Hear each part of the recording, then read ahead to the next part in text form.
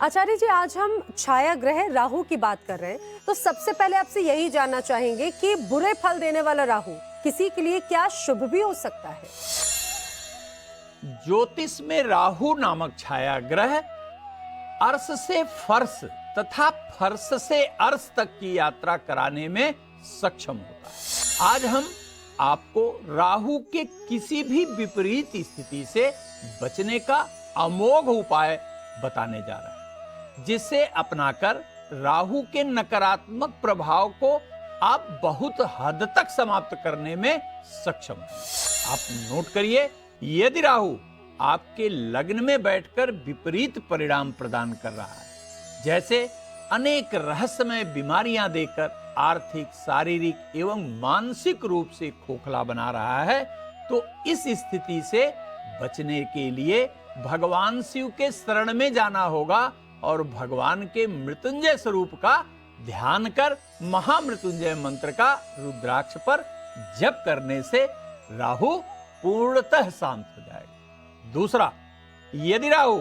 आपके धन परिवार के घर में बैठकर आर्थिक समस्या पैदा कर रहा है, जैसे आपकी अपनी ही संपत्ति दूसरे के कब्जे में है या विवाद में होने के कारण उसका कोई लाभ नहीं मिल रहा है, आप पूरी मेहनत से काम कर रहे हैं लेकिन आर्थिक विकास हो ही नहीं रहा है, परिवार में अकारण विवाद की स्थिति बन रही है, तो ऐसी स्थिति में प्रतिदिन कुत्ते को रोटी खिलाएं और ओम रांग राहवे नमः मंत्र का जप करिए। और एक और समस्या का उपाय आप नोट करिए, यदि राहु के दुष्प्रभाव के कारण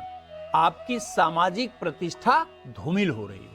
संतान से अकारण गंभीर मानसिक मतभेद की स्थिति उत्पन्न हो रही हो, परिवार में भी असंतोष हो, चलता हुआ कार्य आपका रुक रहा हो, आपके पत्नी का बार बार गर्भपात हो रहा हो, तो इस स्थिति से निकलने के लिए ओम ह्रौंग जुंग सह मंत्र का नियमित जाप करिए और प्रतिदिन चिड़िया को दाना खिलाइए, निश्चित रूप से समस्या का समापन होगा। आचार्य जी, अब आपसे जानना चाहेंगे कि पारिवारिक कलह बहुत ज्यादा लोगों के घर में अगर होती है, तो उसे दूर करने वाला राहु का अचूक उपाय क्या है? जिस पत्नी या पति को आप अपना सर्वस्व मानते हैं, उसके व्यवहार में अचानक आपके प्रति नफरत की भावना या दुराव दाम्पत्य जीवन को लगभग टूटने के कगार पर पहुंचा रहा हो, तो आपको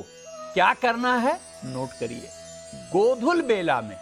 माता तुलसी के पौधे के नीचे मिट्टी के बने दीपक में सरसों का तेल डालकर जलाइए और नियमित 21 बार ओम महाकालेश्वराय नमः मंत्र का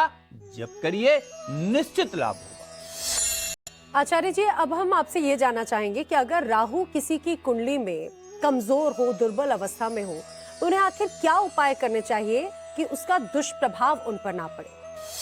यदि जन्म कुंडली में राहु भावगत रूप से हानि पहुंचा रहा है या दुर्बल अवस्था के कारण लगातार कष्ट दे रहा है या